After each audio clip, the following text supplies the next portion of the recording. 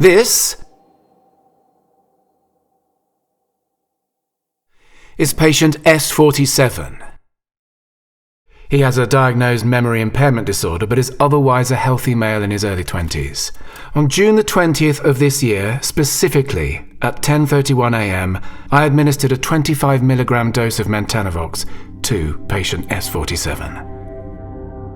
Mentanovox is, at its core, a calcium ion accelerator paired with a specific protein that binds to specific dendritic neuroreceptors.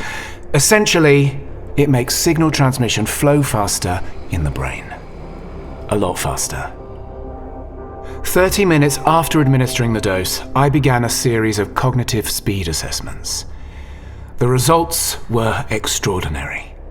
He was able to perform incredible inhuman feats.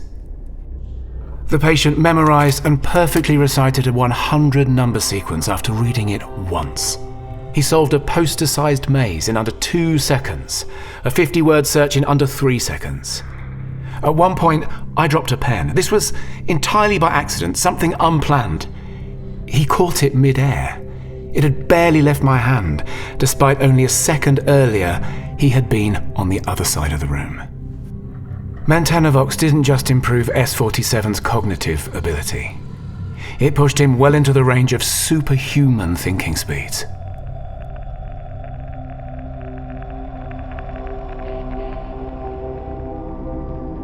If this isn't your first trial, then why did it turn out differently to any of the others? I allowed the patient to leave 2 hours early. I didn't think that his mental speed could accelerate any further, but it did. I just told him to enjoy the extra time he would seem to have, since to his super-accelerated brain, minutes would seem like hours. At the time, I thought he would view the drug's effects as a positive thing. I pictured him at home, happily speed-reading through books he wanted to find time to read. It didn't occur to me that from his point of view, just getting home from our office would seem like it took days. He must have experienced hours of perceived time just in the elevator from our office. A day waiting for the next train, and another day crammed inside a crowded and stuffy metro car. If I'd have thought of that while he was still in our office, then I wouldn't have just sent him on his way with nothing more than a Mentanovox trial pamphlet.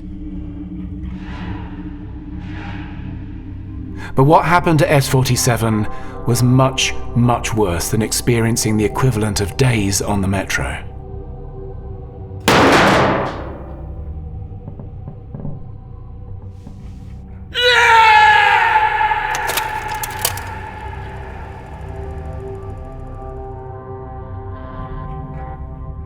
I took a blood sample and ran an engram decay. To put it simply, cells in a conscious brain continuously make new connections and tear existing ones down.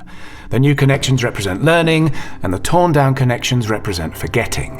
When we sleep, cerebral spinal fluids wash away the metabolic debris from this activity, then the cycle repeats. The test I ran measures how much engram decay, forgetting, has happened since the last sleep cycle. So, the greater the engram decay means the subject has perceived a longer period of consciousness.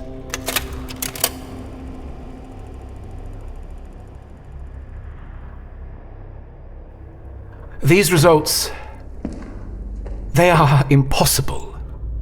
If they are accurate, in the 90 minutes between leaving the lab and arriving at the ER, S47 perceived 8 million years of consciousness.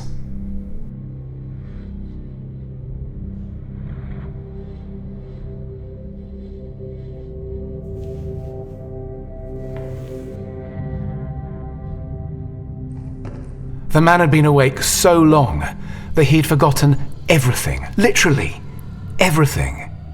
His mind had been running so fast that even the nearly instantaneous act of blinking would have been perceived as thousands of years of darkness. From his perspective, his view of the metro station from under that bench was an eternal, unchanging scene.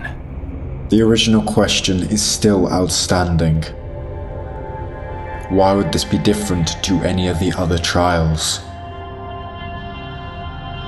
We found evidence in his blood work that about 30 minutes after leaving the office, he took an Ambien, a sleeping aid.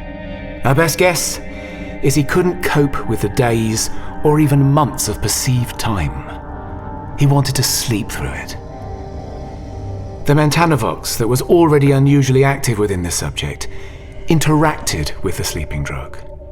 I'm hoping that it simply broke down his neurons, leaving him brain dead. But the leading theory is that it enhanced the drug, which means he did experience it.